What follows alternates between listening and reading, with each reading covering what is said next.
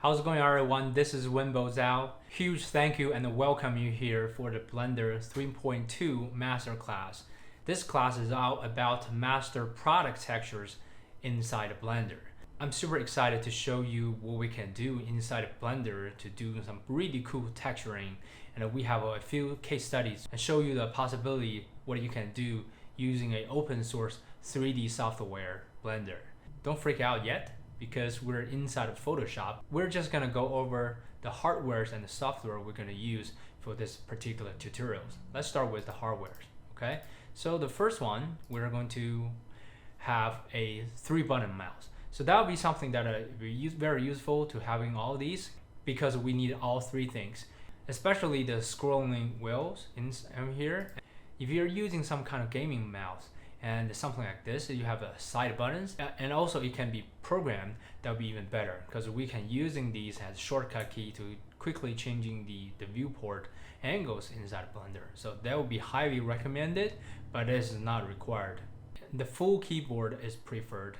The reason we want to have a full board, some of you, if you are just a beginner, you're probably using your laptop as your primary computer to do running Blenders. The reason we need this number pad is simply because we are going to using this with a lot of shortcut keys when you operating Blender.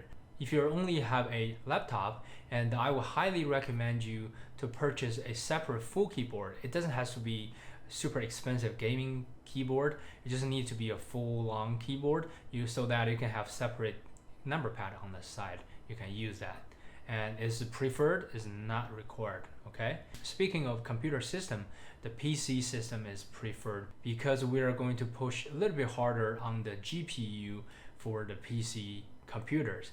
And as you know, some of Mac computers already have some separate, pretty powerful GPU. But if you do have some pretty powerful Mac, you still can use that. The PC is just preferred, it's not required. Okay. And this is the official hardware requirement for the Blender. You can find all these information on the Blender official website to getting all this information laid out. And you can see this is the minimum requirement for your computer.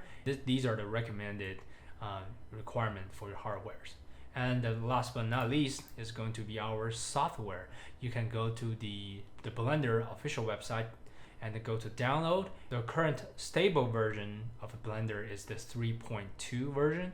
You can actually just download that on your computer and install it, and then we are ready to jump into the Blender. This is everything I want to cover in this video. I will see you in the next one.